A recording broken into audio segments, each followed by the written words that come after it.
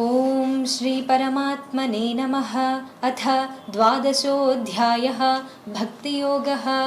అర్జున ఉవాచ ఏవం సతతయుక్తాయే భక్తాస్త్వాం పర్యుపాసతే ఏ చాప్యక్షరమవ్యక్తం తేషాం కే యోగవిత్తమాః. భక్తి యోగంలో మొదటి శ్లోకం ఈ విధంగా ఉంది. అర్జునుడు అంటున్నాడు, ఓ కృష్ణ, అనన్య భక్తితో పూర్వోక్త రీతిగా నిరంతరము నిన్నే భజించుచు ధ్యానించుచు పరమేశ్వరుడవైన నీ సగుణ రూపమును ఆరాధించువారును కేవలము అక్షరుడు వగు సచిదానంద ఘన నిరాకార పరబ్రహ్మవైన నిన్ను అత్యంత భక్తిభావముతో సేవించువారును కలరు. ఈ రెండు విధములైన ఉపాసకులలో అత్యుత్తమ యోగ విధులు ఎవరు అని అడిగాడు. మంచి ప్రశ్న ఇది, చెప్పండి సమాధానం.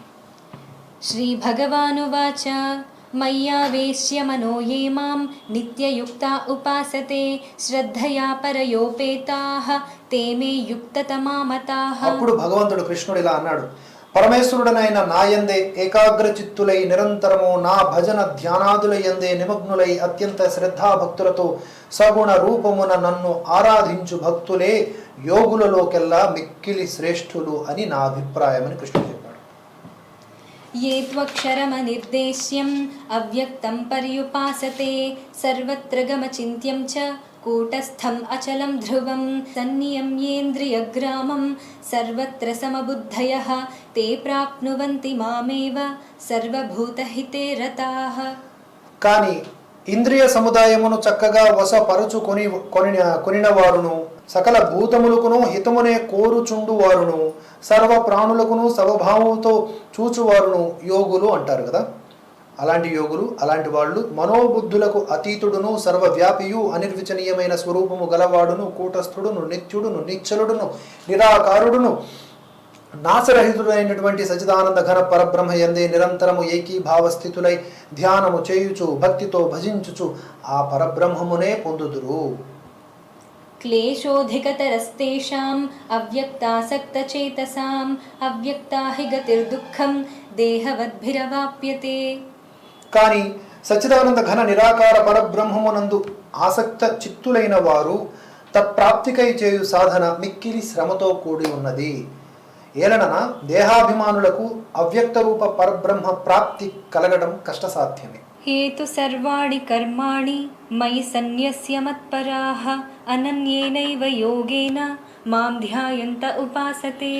సో ఆ విధంగా మత్పరాయణులైనటువంటి భక్తులు కర్మలన్నింటినీ నాయందే అర్పించి నా సగుణ పరమేశ్వర రూపమునే అనన్య భక్తి యోగముతో సంతతము చింతన చేయుచు భజించుదురో అటువంటి వారికే తేషామహం సముద్ధర్తా మృత్యు సంసార సాగరాత్ భవామి న చిరాత్ పార్థ మయ్యావేశిత చేతసాం.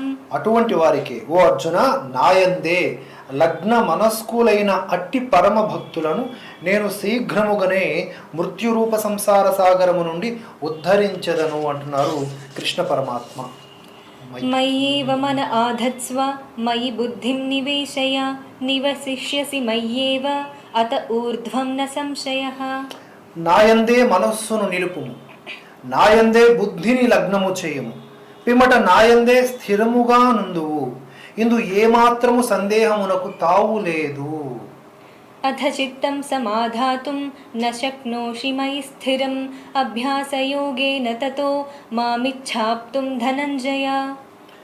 సో మనస్సును సుస్థిరముగా నాయందే నిలుపుటకు సమర్థుడవు కానిచో అర్జున, అభ్యాస యోగము ద్వారా నన్ను పొందుటకు ప్రయత్నింపుము అని ఇంకో ఆప్షన్, ఇంకో ఒపీనియన్, ఇంకొక దారి చూపిస్తున్నాడు కృష్ణుడు.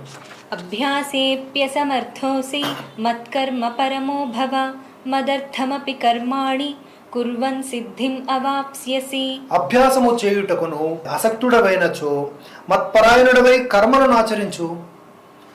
ఆ విధముగా నా నిమిత్తమై కర్మలను ఆచరించుట ద్వారా కూడా నన్నే పొందుదు. అథైతదప్యశక్తోసి కర్తుం మద్యోగమాశ్రితః సర్వకర్మ ఫలత్యాగం తతః కురుయతాత్మవాన్. మత్ప్రాప్తి కైవలము యోగమును ఆశ్రయించి సాధన చేయుటకును నీవు అసక్తుడవైనచో, దానికి కూడా నీవు అసక్తుడవైనచో మనోబుద్ధి ఇంద్రియములను వశములందుంచుకొని సకల కర్మ ఫలములను త్యజించు, అలా కూడా నన్ను చేరవచ్చు అంటున్నాడు.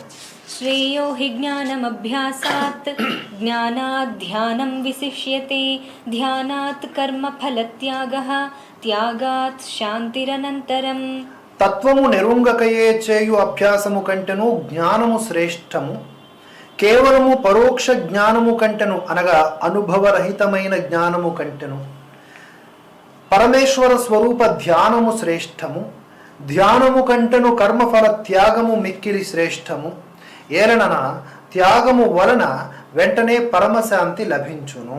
అద్వేష్టా సర్వభూతానాం మైత్రః కరుణ ఏవ చ నిర్మమో నిరహంకారః సమదుఃఖ సుఖక్షమీ సంతుష్టః సతతం యోగి యతాత్మా దృఢనిశ్చయః మయ్యర్పితమనోబుద్ధిః యో మద్భక్తః స మే ప్రియః. ఏ ప్రాణి యందును ద్వేషభావము లేనివాడు, ఏ ప్రాణి యందును ద్వేషభావము లేనివాడును, పైగా సర్వప్రాణుల యందును అవ్యాజమైన ప్రేమ కరుణ కలవాడును, మమతాహంకారములు లేనివాడును, సుఖము ప్రాప్తించినను దుఃఖము ప్రాప్తించినను సమభావము కలిగి ఉండువాడును, క్షమాగుణము కలవాడును, అపరాధికి కూడా అభయము ఇచ్చువాడును, సర్వకాల సర్వావస్థల యందును సంతుష్టుడై ఉండు యోగియు శరీరేంద్రియ మనస్సులను వశమునందు ఉంచుకుని వాడును, నా యందు దృఢమైన నిశ్చయము గలవాడును అయి నాయందే మనోబుద్ధులను అర్పణ చేసి నా భక్తుడు, అలాంటి భక్తుడు ఎవరైతే ఉంటాడో అతడు నాకు అత్యంత ప్రీతిపాత్రుడు అని కృష్ణుడు చెప్తున్నాడు.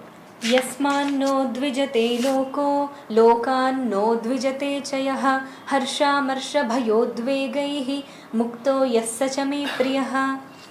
లోకమున ఎవరికిని ఉద్వేగము కలిగింపని వాడును, ఎవరి వలన తాను ఉద్వేజితుడు కానివాడును, హర్షము ఈర్ష్య భయము ఉద్వేగము మున్నగు వికారములు లేనివాడును అగు భక్తుడు నాకు ప్రియుడు. అనపేక్షః శుచిర్దక్షః ఉదాసీనో గతవ్యథః సర్వారంభ పరిత్యాగి యో మద్భక్తః స మే ప్రియః.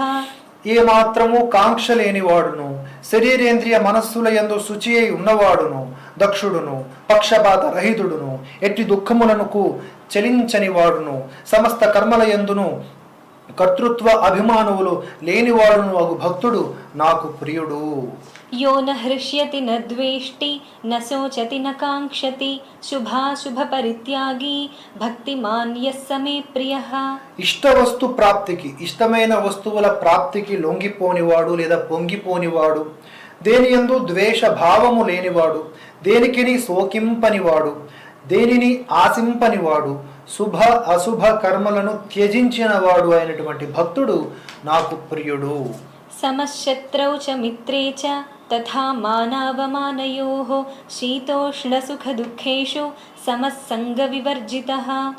శత్రువుల ఎడను మిత్రుల ఎడను సమభావముతో మెలగువాడును, మానవమానములు శీతోష్ణములు సుఖదుఖములు మొదలగు ద్వంద్వములను సమానముగా స్వీకరించువాడును ఆసక్తిరహితుడును. తుల్య నిందాస్తుతిర్మౌని సంతుష్టో येन కేనచిత్ అనికేతః స్థిరమతిః భక్తిమాన్ మే ప్రియో నరః. అంటే మరొకసారి రిపీట్. శత్రువుల ఎడను మిత్రుల ఎడను సమభావముతో మెలుగువాడు, మానవమానములు శీతోష్ణములు సుఖదుఖములు మొదలగు ద్వంద్వములు సమానముగా స్వీకరించువాడు, ఆసక్తి రహితుడు, నిందాస్తుతులకు చలింపనివాడు, మననశీలుడు, శరీర నిర్వహణకై లభించిన దానితోనే తృప్తి పడేవాడు, నివాస స్థానముల యందు మమతాశక్తులు లేనివాడు, స్థితప్రజ్ఞుడు, అలాంటి స్థితప్రజ్ఞుడు అగు భక్తుడు నాకు ఇష్టుడు అని చెప్తున్నాడు. ये तु धर्म्यामृतमिदं यथोक्तं पर्युपासते श्रद्धधाना मत्परमा भक्तास्तेतीव मे प्रियाः. ఉపర్యుక్త ధర్మామ్య అమృతమును సేవించుచు, ఇప్పుడు చెప్పినటువంటి ఈ గుణాలు ఏవైతే ఉన్నాయో అవన్నీ కూడా కలిగి ఉండి ఉపర్యుక్త ధర్మ్యామృతములను సేవించుచు నిష్కామ భక్తి శ్రద్ధలతో మత్పరాయణులైనటువంటి భక్తులు నాకు అత్యంత ప్రియులు. ఓం తత్సదితి శ్రీమద్భగవద్గీతాసు ఉపనిషత్సు బ్రహ్మవిద్యాయాం యోగశాస్త్రే శ్రీకృష్ణార్జున సంవాదే భక్తియోగో నామ 12ోऽధ్యాయః. ఆ విధంగా 12వ అధ్యాయం భక్తి యోగం పూర్తి చేయబడింది కృష్ణుడి దయ వలన.